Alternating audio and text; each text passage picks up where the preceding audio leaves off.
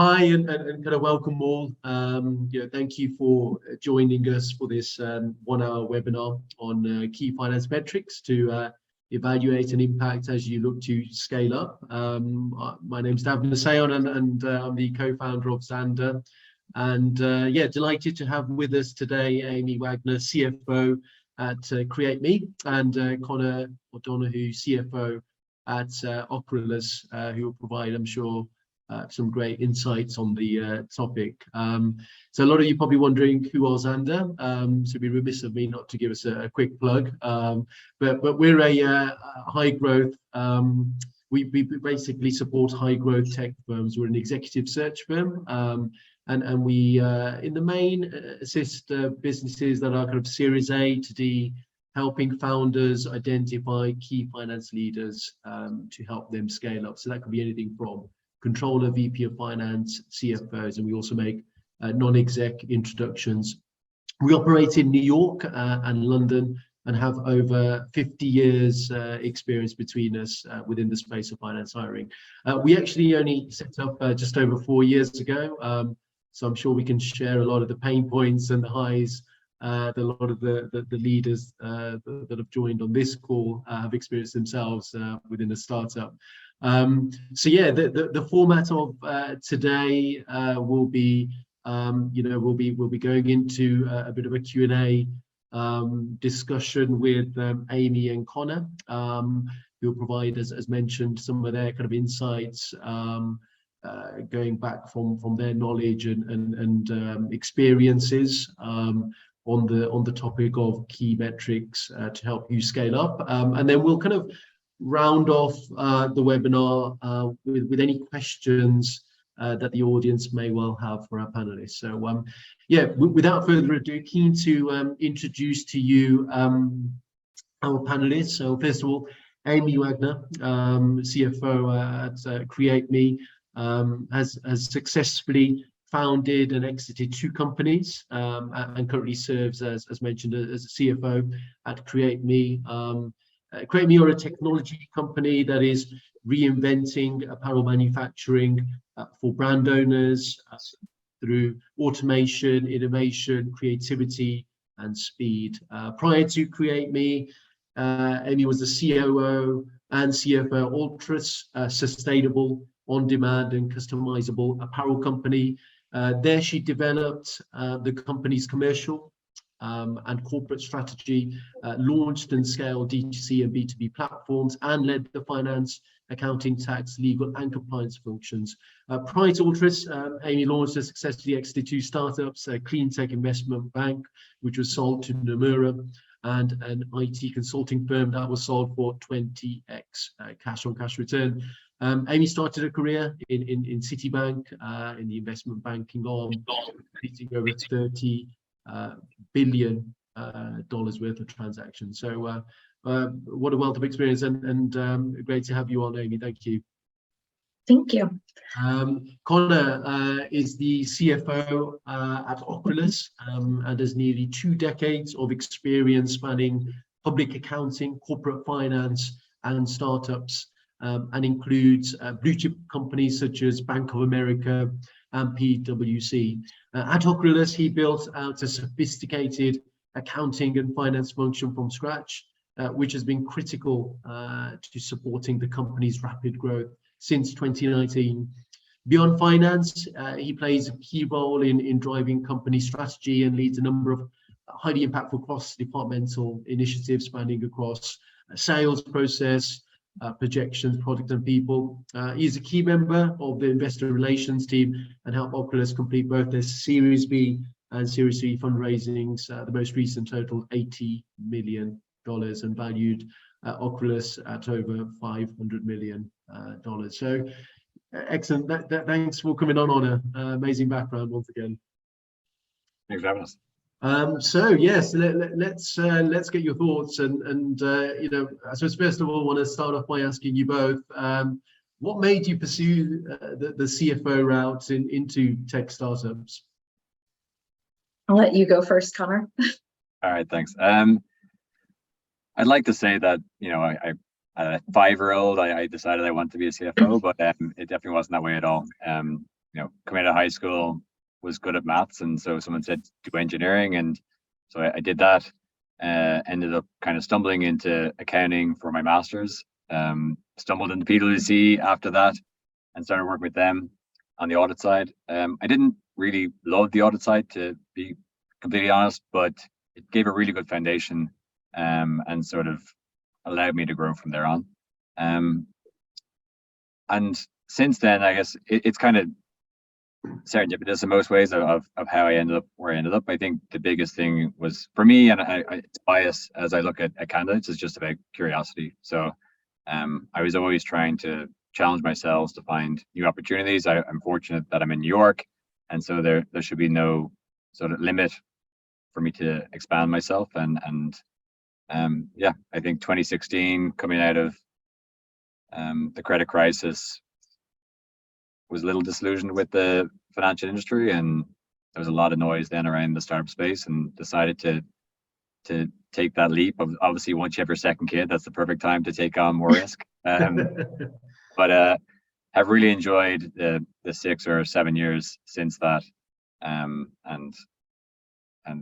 yeah, it's been great to date. Excellent. And how about yourself, Amy? Yeah, kind of a happy accident from a different angle. So I went into investment banking to learn finance and accounting, to then apply it to fields that were more interesting to me, figuring, finance and accounting can go across any industry and is a good skill set to have. And graduating from a liberal arts college, had no actual skill set coming out of school other than how to think. And so I actually stumbled into investment banking just to learn finance and accounting, and actually really loved it. And that's where I discovered my superpower, which really is seeing across the field and connecting the dots and finding efficient solutions. So in my first startup, it was actually a clean tech investment bank. So I was still an investment banker and didn't go into being a CFO. And then in my second startup, my co-founder was really good at technology. And basically his thesis was, I just want to sell stuff, you do everything else. Mm-hmm. And so I de facto took the role of CFO because it was the role that was going to be the hardest to fill. And so I was, our CFO, our CPO, our head of IT, all of these various different things. And as I was filling those verticals, I was giving away those titles, and CFO was just the one that was the hardest because it was our capital and we were managing it so closely, and it was a skill set that I had. So that sort of launched me into being a CFO and a COO. And I haven't looked back. It's sort of a nice way of looking across the organization, having all the data points, and coming up with the best solution for the bottom line of the company. So yeah, no, interesting. I think it's Conor, I think you've come through that more kind of traditional path, haven't you, in terms of becoming that CFO. And Amy, I know you started off in banking, but then became a founder, and then found yourself, becoming a CFO again, right? It's it shows that various backgrounds can really kind of take you to that CFO route, really, and it all depends on, I suppose, essentially what you enjoy and what you feel your strengths are in, and then kind of developing that from there on, which I think both of you have done, it seems. And going on to the topic that a lot of people have kind of tuned into, I suppose what are the kind of top 3 finance metrics that are the most kind of important, would you say, to identify and track when managing a successful scale up, would you say? Maybe Amy, first to yourself. Sure. So I'm going to take a non-traditional route on this one. There's a lot of SaaS statistics that you should look at, and I'm sure, Conor, you could probably go into a bunch of those. I will tell you, having scaled my own startup from 2 of us to 450 of us in 5 countries with only our cash, the metric that I looked at day 1, day 2, and day 3 was cash, cash, and cash. So you better know how much cash you have to spend and how quickly it's coming back to you. And that was the thing that really helped us be very, very disciplined. We knew exactly how much capital we wanted to invest. And what that did is it made us look at all of the other metrics that come from there. So we had started an IT consulting firm. It was largely people-based. So the statistics that I looked at was the number of projects that we could take on at one given point. Because if I'm starting an IT project, I have to hire people. I'm going to float their payroll for a period of time before I could build the client. and the client's going to take a number of time before they're going to pay me. And so I have to see exactly what that cash outlay is going to be and exactly when I'm going to be cash flow break even and when I'm going to be, in the green again. So, no matter what business you look at, be it SaaS or any other business, if you're not looking at how you recycle cash and what those uses of cash are, so what's your regular burn, what are your margins, right? So everybody loves a SaaS business because it's high margin, it recycles cash a lot faster, and you can build the growth quite easily. All of those things sort of are universal across any business that you might look at. So that would be my number one. If you are starting your own business, you should know how much capital you have to spend, exactly when it's going to come back to you. You should limit work in progress. So do not start 45 projects simultaneously. You will run out of cash. And you should have a really strong thesis for every project that you start and see it through and make sure that you are testing that thesis and it's working before you double down on it. That's interesting. Sorry, just to intercept there, Amy, you mentioned, I don't have 45 projects running at any one time. How do you, as a startup, you're very opportunistic. How do you kind of turn down those companies that are not going to make you as much profit because your price point is at a level because you bring X amount of value, versus those that obviously that are going to be the big tickets, which you're obviously ideally holding on for. How do you balance that at the start of your journey? Yeah, no, it's a great point. And so the role of the CFO is to be the sparring partner with the CEO. So if you think about the CEO's role, his or her role is to sell, right? And they are going to bring in a whole manner of projects, right, that they want to pursue or initiatives. And so your role is to say, okay, how are we going to force rank prioritization those projects, right? And it's not always the fastest one to ROI. So it could be that I say, so one of our first projects was for Citibank. It was not a high ROI project, but it was Citibank, and it was a jumping board to then Morgan Stanley and other sort of clients of that ilk. And so what it meant was we could pursue that project, but maybe not the smaller project that had worse margins. Or I had to delay that project another 30 days before we could recycle enough cash to take it on. You also have to think about your resources. So we were running an IT consulting firm. We specialized in data. So that means we had a lot of ETL architects. We had a lot of front-end developers. We had a lot of back-end developers. I wasn't going to start in the beginning a project that required 16 ab initio developers and then another project that had 16 data stage developers, because then, my workforce, right, my product that I was building wasn't transferable. And so I had to make a very conscious decision on clients, margins, resourcing, how malleable that resourcing was, and then where I could repurpose and move them. And then the same thing as we opened up countries, right? I had to sit there and think about, okay, what's the geographic mobility here? What's my case, and how quickly do I recycle cash? So it's a really interesting position to be in as the CFO. You very much should partner with your CEO and look at all of these things and be really honest about the cash outlay out the door and what that means you can't do. Excellent. Thanks, Amy. Conor, how about yourself? Yeah, I think definitely, irrespective of KPIs, prioritization is probably the biggest thing that I see startups struggle with. Everyone, again, you mentioned the CEO. The CEO is the most optimistic person in your entire company. They think they can do everything. They can do all these other projects. The company's going to be worth $100 billion, all those kinds of things. And prioritization is just massive. I think as you think about those KPIs, like I know later we might speak about how do you influence the organization to align with what you see through data.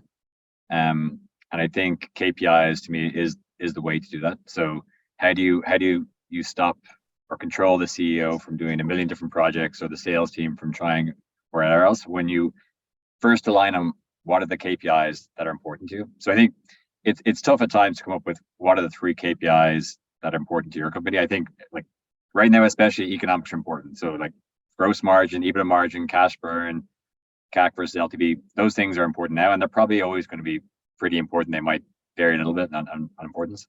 But I think what I care about outside of those on the KPI side is how do I get alignment across the company about which things are we going to do, which things aren't we going to do, how do we measure if things are working or not working, so that we can take action. And that's kind of specific to everyone's business. And then just making sure that if there are specific projects you're doing that take up resources that could be used elsewhere, agreeing on the metrics, agreeing on the KPIs going into that project, so that the best thing you can do with an awful project is kill it early. And so I think there's a really important methodology there and hygiene around before you go into projects, agreeing again, what are the KPIs we want to measure? What are the ones that we measure as success? And then holding yourself accountable to them. And if they're not where they should be, then making the decision and reallocating those resources. Yeah. And does that decision, is that mainly driven by the CFO, would you say, to stop a project? Because obviously you're drilling into the particular financials and ROI, and or is it more of a kind of a business decision and the CEO's as well as yours? I always get afraid of people saying, oh, that's the finance department said no, or they're the gatekeeper. I think of finance as an advisor and trying to help everyone else think in a data-driven way, in a KPI-driven way. And so I think the angle I try to approach is, hey, okay, cool, we're going to do this new project. How do we measure success for this? Over what time period do we expect to see certain metrics? And hopefully everyone can align, like whatever it might be around, hey, we expect this many users or this much volume. And once you get everyone to align around that, then the data can speak for itself. So then you can say, yeah, we all agree that this is the right KPI to measure this project. Let's see how it progresses over the next few months, and this is what we're going to do to try and really influence it. But then you can sit down in 3 months' time and say, hey, this is working, and maybe you maybe you all agreed to shut it down from the start, where you say, hey, I want to do this new project. Okay, what would success be? Well, success would be if we think we can get to X in 2 years, and maybe say, you know what, right now as a business, given the environment, we're prioritizing things that have return, or we can see certain metrics in over 12 months. So I think most people are rational and most people mean the best for the business, but trying to get alignment around what the KPIs are and how you're going to set thresholds for what you do and what you don't do should allow it to be sort of, you're more rowing in the same boat rather than come back and saying, oh, finance won't let us do X, Y, Z. Yeah. And to Conor's point, the most successful companies I've seen have a lot of stakeholders that meet often with data. And so finance is usually the vehicle for getting the data. But as a trusted advisor, and because your CEO is often the art of how, right? Very optimistic. What you're doing is you're showing what's happening and the art of the possible. So normally when you're coming with, hey, we're not meeting this KPI, you're not saying, hi, I'm our CFO, I'm going to shut this down. It's, hi, I'm our CFO. This is the data that I have. Here's where I don't think it's working. What if we tweaked that, right? So you're constantly in a fail fast sort of environment. So if you're going to test a thesis, have a definitive outcome of that thesis. And if it fails, recognize, adjust, pivot, and move on. And so if you do that in the right way with the right team, people are willing to and are excited to fail fast because they want to test all of those various different things and see the growth. And those are the best teams. Yeah, I suppose kind of underlying both those responses is communication and collaboration, right? From start, continuously throughout that project and thereon, and then there's no surprises and everyone's kind of part of that decision making. It doesn't just lie with one department or the other, or one person or another. So I think that's an important point to take away. Are there any particular kind of, I suppose, tools or procedures that businesses can implement to help them get better visibility on particular metrics, would you say? I mean, I know that's quite a kind of a generic question, but some of the metrics that you mentioned there, obviously cash. What's the best way for a business to get visibility of that or track that, would you say, Amy? Yeah, I think regular reporting. So you have to have regular and detailed reporting with a feedback loop. It can't just be the CFO creates a report, it goes out into the ether, and it just disappears. And so we have monthly syncs on everything that's important to the company. And it could be, for your monthly sales sync, it could be, we have several different business lines. And so on each business line, it's the subscriptions that we have. So we have a business that's a mix of SaaS and professional services. So we track the subscriptions that we might have in the online channel and where they're standing month over month, and renewals. We'll also track, there's a regularly recurring professional services associated with those subscriptions. So we'll track what that is as a percentage of that subscription, so we can see that we're growing it. We track our number of clients, we track renewals, we track everything for that particular channel in very, very granular detail for the sales team. And we do it channel by channel by channel. And we do that on a monthly basis with all of the data, and we release all the data ahead of the meeting, so the team can say, hey, you're actually missing this subscription. We just signed it up. We haven't had it go through contracts yet, but expect next month that this number will be, this will be better. And so since we started tracking, we're now up 46% in our subscriptions, because people are chasing the renewals, right? We've sort of merged together a series of different companies that all had different processes. We had to get everybody to sort of level up to create these processes and get the reporting. So I think the tools you can use is regular reporting at a regular cadence with as much data as you are willing to share. The more data you and the executive team are willing to share, the more efficient your enterprise will be. I do know at startups, a lot of times you are using maybe not the greatest enterprise ERP. So I have been at startups when we first start, and you're using sort of like a very small online system that might only have one dimension. And that's really hard, because oftentimes, I'm sure Conor does this as well, we don't report on one dimension. We report on, 12 different dimensions. And so you end up pulling that data out and using Excel. The faster you can get out of Excel, the better. So if you have sort of a subpar accounting system and can stick, it used to be called SaaS Optics. I think it's now called like Maxio. We did that with QuickBooks. We just sort of attached a BI layer in front of it, so we can run reports and we can have people look at reports. You can build your own. We also, at our IT consulting firm, we had our own BI folks, so we actually built our own custom front end. But if you could have those reporting layers and have them more automated based on your data set, or have a way of extending the number of parameters you can track outside of your accounting system, that also is super helpful.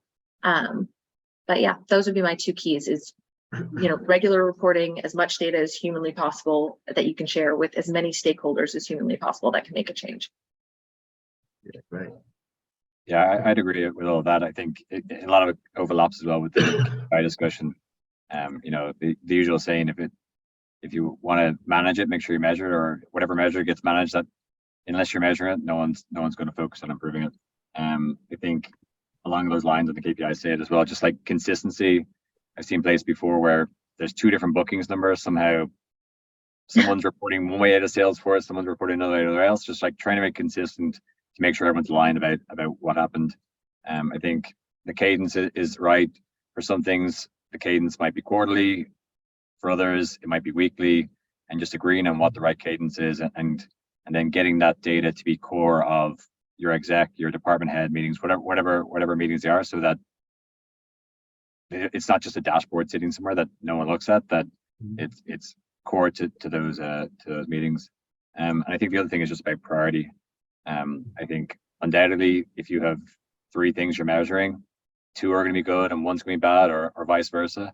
And there's a priority in everything. And so it's undoubtedly going to be the case that you want, if there's 5 metrics, if 1 isn't successful, you don't care about the other 4. And so just making sure that everyone else is aligned and aware of that, where, hey, if you get the other 4, it doesn't matter if you don't get the 5th, it needs to be number 1. I think sort of along the lines, again, what Amy was saying around automation, completely agree on that side. We're on QuickBooks. There's so many tools out there right now to build on top of QuickBooks. I was Excel. I know Amy, if she was in IB, she knows all the shortcuts for Excel. Over the last year, I've been tearing myself away from that into Google Sheets, and it's just it's so much better from a being able to pull data into Google Sheets, from a collaboration perspective, from a version control, all those kinds of things. And there's so much, as you talk about developing yourself, there's so many courses out there for free or super cheap where people can educate themselves on how they better link up the data, better automate it, to make sure that the data is in front of the right people at the right time. Yeah, and do those metrics change from size of, as you go through the particular milestones, from whatever Series A, and then you become kind of a Series D business 4 or 5 years down the line? Do those metrics, in obvious terms, change, or do they just become more complex? So is it still measuring cash, but it's just a lot more cash and a lot more return of investment analysis?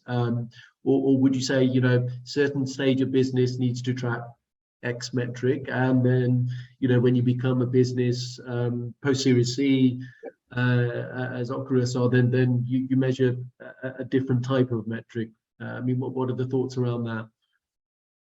I don't think so. I guess I think of KPIs and these metrics into buckets, and so I don't think a lot of the business level bucket items change. Right? It's still about cash. It's still about ROI. I think what becomes more complex as the team grows is that there's more people. And so now I used to have someone like if I was in operations and I used to do a million different things, and now I'm specialized in different areas. So now you need to figure out, okay, I need different buckets depending on which area of business I'm looking at. Obviously people are further away from the revenue generating side. So how do you build KPIs so that they still feel that they're tied to the overall mission of the business? Actually, one thing that I had mentioned earlier that we've struggled with before and we're trying to get better about is doing things bottom up rather than top down. So everyone comes like, oh, we should do this and we do that, and you pull together all these KPIs. And then when you realize, actually, we need to start with the business. What are our objectives? How do we measure success? How do we break down success by quarter? And then let that filter down, and then people can see how they build into it. Because that to me, again, metrics, KPIs, it's around alignment, collaboration, communication, and doing it in a data-driven manner. And so you need to make sure that everyone is rowing the same way as how we're measuring success. What does success for the business look like? How do you want the business to look like in 6, 12, 18 months? I would agree. It's less of a stage and more of a type of business. So your KPIs for one channel or one type of business will be the same as you go forward. You might be able to track more, especially as you get bigger. There might be more data that you're able to capture with different systems as you move from more of a accounting system to an ERP. There might be additional data capture that you have. What's been complicated at CreateMe is we have these acquisitions, and we also have radically different business lines. So we have an online channel, we have a events and retail channel, and they have different metrics and different KPIs. We have an automated manufacturing channel, which has completely different metrics and KPIs. And so it's really, and then what you start thinking about as you get bigger is, what is the enterprise pricing model? So as we think about sales, and obviously you can do KPIs, you should do KPIs down the board, right? It shouldn't just be sales focused. You should be worried about your cost of goods sold. You should be worried about your SG&A metrics. But as you start to think across the enterprise and you start to broaden the business suite that you have, that's when you start adding KPIs that might be a little bit different than what you tracked before. So right now we're doing it bottoms up at a business level. We do it sort of top down at a consolidating level. And we're at the point now where we have to start thinking enterprise wide. What are those projects that we're going to take on, and how are they going to impact the individual KPIs? Right. And I just want to kind of very quickly touch upon the area of runway. It's a probably one of the common words within startups. As estimating and kind of managing runways is difficult to do accurately, as we know. So what's your advice on navigating this issue and making sure that you are maximizing your revenue, Conor? Yeah, I think some of that sort of aligning around what success looks like for the business, what ROI looks like. When it comes from a managing runway perspective, I think I'm definitely of the 80-20 rule when it comes to forecasting. There's so many dynamics out there that can move.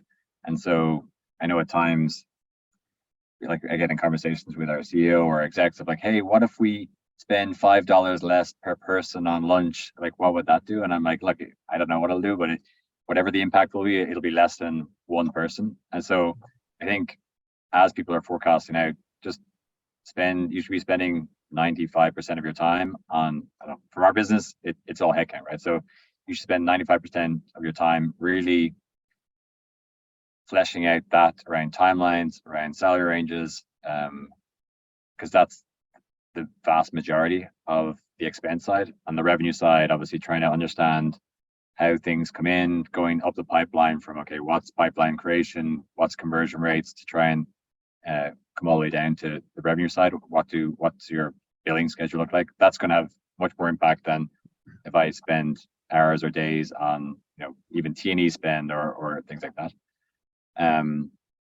So yeah, it's really around just making sure you're focusing on the areas that are going to have the most impact. I think related to that, if your headcount is the biggest item, having a really tight process around who gets hired. I think, again, as smaller companies, there's not a lot of startups get afraid of process because they think that it slows them down, but process, if implemented the right way, should speed you up. And so what inevitably happens at every startup, and still does, but hopefully a lesser extent today than it did before, is suddenly someone just pops up on payroll and you're like, who is this person? Like, oh, we met them and they were great, and we don't know exactly what their job's going to be yet, but we're going to figure it out and they're going to be amazing. And that just is, I can almost guarantee 90% of the time that is not going to work out. Really having a tight process around and a mentality around, we should identify roles, make sure that they're the most important ones for the business, and then find people to fill those roles rather than the other way around. And just making sure people, I don't know, I've had the conversation before where you just presume that people know that if you hire more people that the cost goes up. But I've definitely seen before where I've had execs say, oh, why are we over budget for expense? And I'm like, well, you approved hiring 10 more people that weren't in the budget, so that increased expense. So just trying to make sure people realize that this is super important. This is our budget. If we don't stick to this budget, then we're going to be over expense, which may be okay or not be okay, but we should all just be on board with that. And then making sure the right people are involved at the right time. On the hiring side, there's nothing more frustrating for people than to hear from a manager or someone else that, yeah, go ahead and hire this role. They invest hours and days to find someone, and then they turn around to hire the person, and then people say, this isn't budgeted and we can't hire it. So just really, really tight and clean process on the hiring side is important. Yeah, great. I think we hear a lot of, we've come across a few startups, and actually we've done it ourselves, whereby we make opportunistic hires. And I think as someone comes across your desk and they impress you, and you think, okay, maybe they can add value, but I think they need to be very convincing. I would imagine for them to be taken on.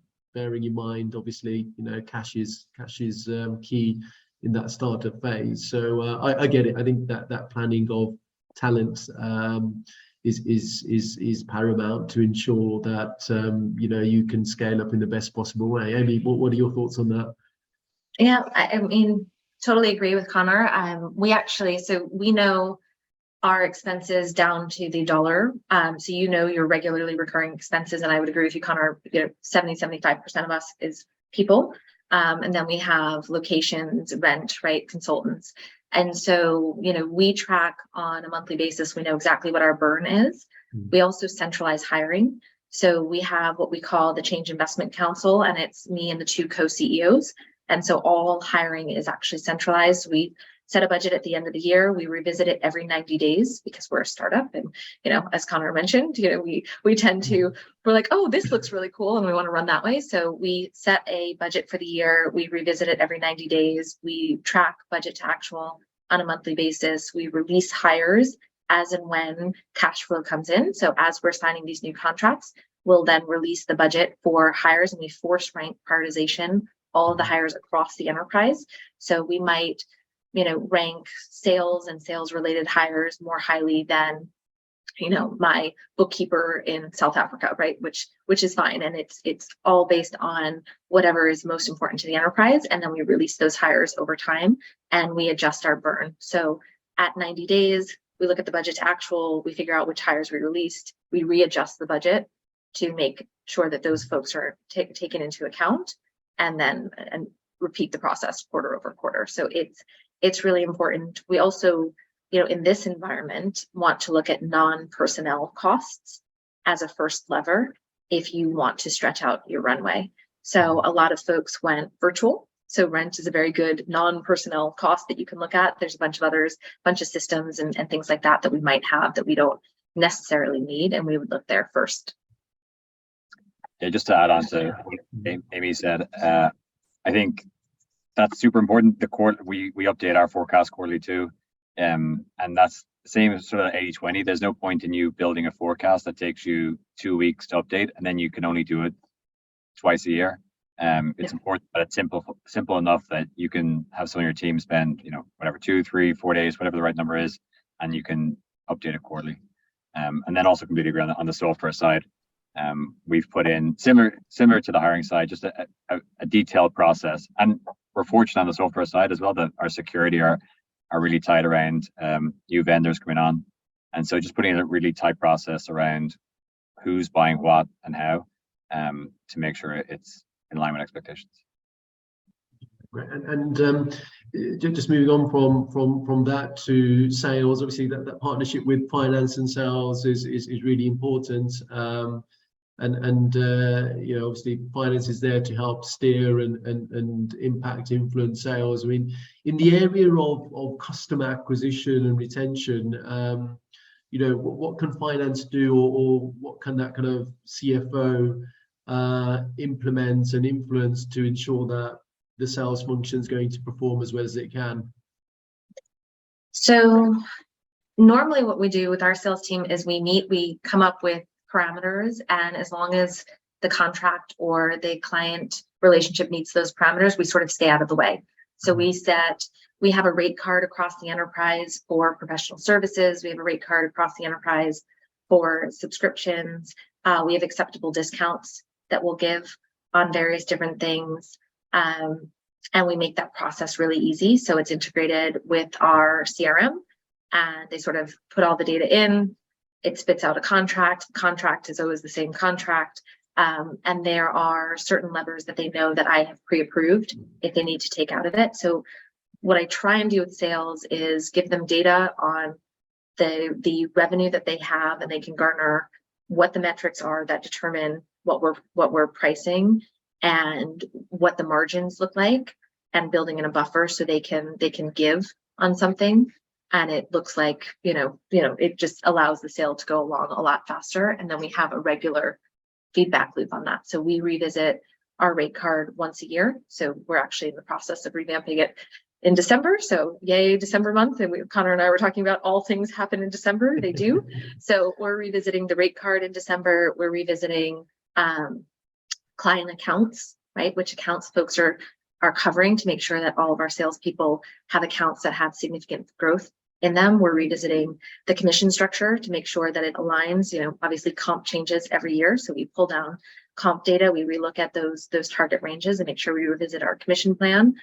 We look at how we did on margin. So we had a projection of how we thought we were going to do based on our rate card. We may or may not have been accurate. So we'll be looking at that this month. And we partner with sales to ask where the pain points are and where we can be more flexible to help. But we also make sure that we are setting them up for success, because a large portion of their compensation is based on whether or not they can hit those sales numbers. And we want to make sure that we're helping them do that. Yeah, completely agree with all that. I think, it's an example of where process should make things move faster rather than slower. And just giving them the autonomy to, own what should happen, what shouldn't happen. I think one thing we're still cleaning up is just MSAs. So just most companies obviously have an MSA and then an order form.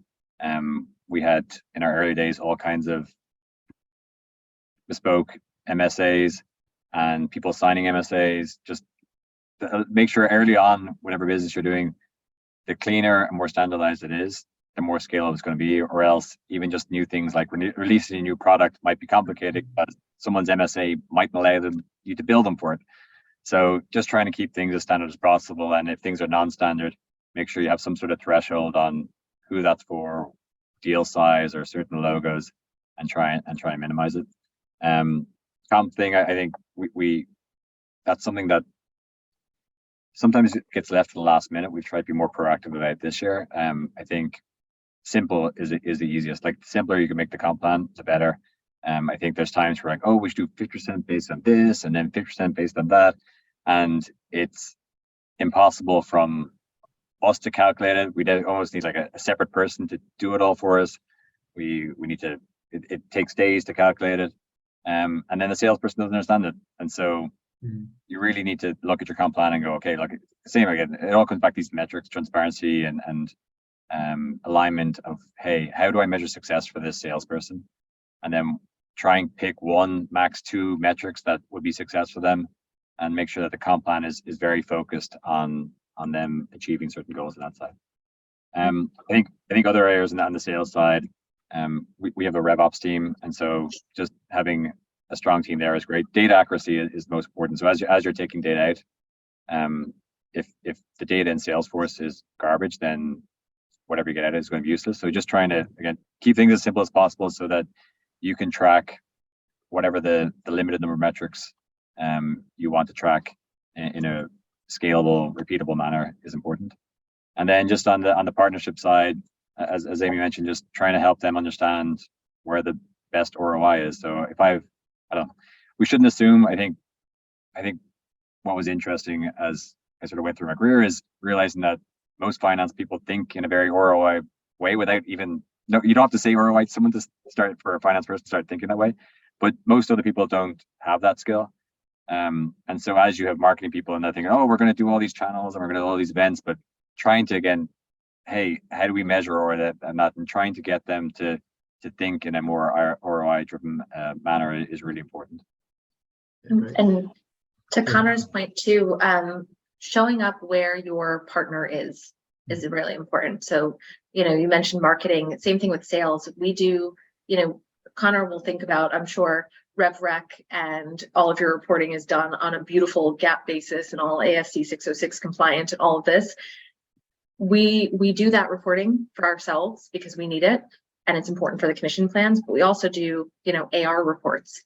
So our sales team can just see what we've invoiced. So they can make sure and say, hey, you didn't invoice DAV for X, Y, or Z. Can we make sure that gets invoiced? So meeting your partners where they are and putting the data in a sort of a structure that makes sense so that you can communicate effectively is also really important and part of our job. Right. And kind of looking on to conscious of time and just want to kind of round off by asking a couple of questions around 2023. When it comes to, we've all heard and seen investor expectations have changed slightly in terms of what metrics they're looking at. What's your advice for founders, CFOs, when it comes to how to best manage investor expectations, going into 2023 with the obvious kind of challenges that we can see right now? Okay, I can start with that one. So, when the markets are troubled, investors are troubled, right? And that's something for everybody to be aware of. It's also a rule of thumb in banking, which I'm sure is a rule of thumb probably everywhere, that when you need money, there is no money. So don't wait until you need money from your investors to raise. If you have cash reserves right now, even though it's a difficult market, you can start those conversations.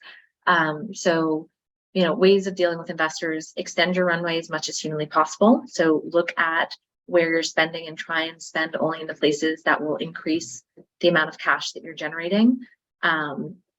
Start talking with your investors now, early, about creative things that you could do in terms of financing while you still have a great cash runway, and make sure that you have all of those beautiful metrics of why you are cash flow generative, what your forecasts look like, and how you're maintaining that. The other thing I would say about investors is, there was an investor that once gave a great quote to an AI company we were looking at and said, they're never going to die of starvation, right? So they had this amazing technology. They could apply it to a million different things and they wanted to. And that was what caused the investor to have pause about the company. You don't want a company that's going to die of indigestion, right? That's just trying to do too much. So as much as humanly possible, if you can show your investors that you are focused, you're buckled down, you are very much generating the ROI that they're expecting to see, that's a much better conversation. I think it's really difficult in this market to say, hey, you know, we're Create Me, we do X, Y, and Z, and tomorrow we're going to create a rocket ship to the moon, right? This is not the market that you totally change your business focus. I don't know, Conor, you probably have more to add. No, I completely agree with all this above. I think like earlier you asked or you mentioned about the 3 metrics you care most about, and it's cash, cash, cash. And I think that's what investors care about when they talk to us is how much cash you have, what's the cash runway, how do you get to cash neutrality? So yeah, I think all the same things that we've kind of alluded to earlier. Very focused on cash, know when you've runway to, what the assumptions are behind it. You can assume that you double year over year and then you have enough cash to get into the end of the year, but that's probably a pretty dangerous assumption to go out with. So just try and make sure that you're being appropriately conservative. No investor is going to give out to you for being more aggressive or outdoing your revenue targets that you had set conservative to make sure that cash runway. I think really it's like the noise obviously all the moment is like path to profit, like economics, path to profitability, economics and the sales side. So just making sure that again you're aligning on those KPIs. I think one thing that we've been very focused on is just benchmarks. So as we think about our path, like people always say, oh well, benchmarks are every business is unique, so benchmarks don't work. But the fact will be that at some stage you want investors to be interested in your company, whether it's for IPO or cash or where it might be. And so they're going to look at benchmarks. And so whether you like it or not, or you think you're different, you do need to be cognizant and try and see how you can better align with this. And then I think the other big thing, as Amy was talking about with rockets, is just focus and prioritization. So a lot of uncertainty in the market. That's probably going to continue for the next 12 to 18 months. Make sure that you're not adding additional uncertainty within the business. Be really focused on the areas that you have the highest confidence in. And yeah, focus on runway through at least, like our focus is runway until, you know, Q1, Q2 of 24 at a minimum, to make sure you've plenty of balance. Excellent. Well, that rounds off our discussion, and keen to obviously get some questions from the audience. I'm sure there's a few that they're keen to pose to both of you. I'm going to throw over to Gabriella, like a true presenter, and cue away, Gabriella, with the questions. Sure. We have some questions in, and everyone can put in the Q&A, type those in. I'll be able to see them too. One that came in is asking about what are the most useful accounting and finance KPIs for SaaS companies that help a CFO satisfy IFRS 15 and or the US accounting standard ASC 606. No, I can let you go. Okay. I can start on that side. I think from the ASC 606 perspective, a lot of it just is around the structure and process. So I think, again, we talked earlier about contracts, so making sure that you've consistent knowledge around how you're structuring your contracts so that you don't have all these random contracts showing up with different deliverables where it has knock-on implications across different rev rec standards. And then just high quality data is important from that perspective, to make sure you're lining up recognition dates correctly. And then the other area which we've had, a major impact from ASC 606 is just on the commission side. So again, trying to keep those commission structures as simple as possible so that you can calculate them properly, and then know how you're going to allocate that across spend. So a lot of it is around process, around standardization as much as possible, and then just high quality data. Amy. Yeah, no, I totally agree. It's all about classification and standardization of your contracts and what services you are offering so that you are treating them consistently. I think that has been the biggest thing. And again, I mentioned we've done acquisitions. We are globally consolidated on a GAAP basis across 9 enterprises. We have had to do a serious set of cleanup across GAAP versus IFRS versus sort of management cash-ish accounting. knowing what you should call certain services, making sure that all of the language is clear so that your auditors are able to, right? Like we have professional services, we don't have implementations. There's a reason for that. And there's an implication. So making sure you're very clear on that upfront. I would also say for anyone operating in the US that has a SaaS business, having a really good sales tax tool is super important as well. And making sure you are classifying all of those items that you're selling in the right way, because obviously every state has its own fun rules, and that can get really complicated for CFOs. So making sure you have the right tools there. Not as much for IFRS, and we do everything global GAAP, and then we do a stat layer too for all of our foreign entities. So that's how we report. Great, thank you. When a company is transitioning from manual tracking to automated, how do you determine which processes to automate, how much to spend on it, and especially when do you make the leap into automation? So it's hard to automate a process if it doesn't have a well thought out basis. So you automate when something is standardized and you can define the process well, if that makes sense. So, a lot of the, I guess, what's the easiest way to do this? So the way that I look at it is I try and force rank prioritization of what's using the most of my team's time, what is the most mature process, and then I weight against those two things to figure out what I'm going to automate. I don't know, Connor, if you have. Yeah, no, I completely agree. And I'm not sure how much it's about process or automating KPIs, but I think it's time involved. So like some of our links are automatic, some are manual. If I have to update something once a month or once a quarter, then obviously you need to make sure as you're thinking about it, what's the total time across the year, not how much time it takes to update each event. Because if you do an event 100 times a day versus once a year, it has much different impact. So I think availability or how much it's suited to automation, obviously that's standardization, availability of data, system generated data, things like that. And then also how frequently it occurs are kind of the two big things. Yeah, and cost, because some of these automations have a significant cost. You might not be at the scale yet where you can justify the cost. Great, thank you. We just had one come in. How much of the CFO's role is involved in driving the growth strategy beyond tracking and reporting KPIs? I think that depends on the company.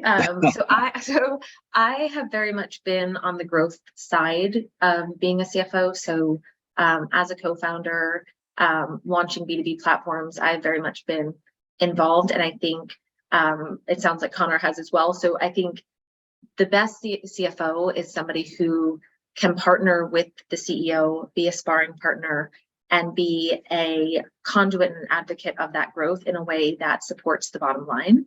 And so, the first hire you should make as a CFO is somebody who is in the data and can get you clean data. The second hire you should make is somebody who can report on it so that you are reporting on the KPIs and helping to make business decisions, but your highest and best use is actually helping the executive team make the best business decisions, not just, sending KPIs into the ether. Yeah, I completely agree with that. I think that's like a director of finance maybe is just going to report on things, but above that, you need to be having an impact across the business, especially in startups. Like that's everything you should be doing. It should be taking the metrics and convincing other departments of what they can do better and how. It's very operational. Like it's definitely not just reporting. It's not like a huge company. You're sitting in meetings with the sales team, with the head of sales, with operations people. So definitely you need to get in the weeds. You need to be able to understand what the strategy of the business is, what the goals are. You need to understand the clients, how they think about value from the product, because you can't be a good advisor to the business and you can't influence others unless you have that understanding. Yeah. Excellent. Great. Well, I think that's all the questions, Gabriella. I had a quick fire question. 1 o'clock almost, and I'm conscious that we're bang in the middle of lunchtime, and I know that your lunch thing begins at 11:30, Conor, so hopefully there's still some food left. But no, I appreciate your time, Conor and Amy. Some really great insights there. We will be sending out a recording of this webinar to all the attendees, and yeah, so and if anyone's got any particular questions for Conor or Amy, then feel free to drop me a line, and I'm sure they'll be happy to give up a bit of time in answering those questions. But yeah, thank you all, and have a good rest of the day. Thank you, everyone. Thank you, guys. Yeah. Thanks, everyone.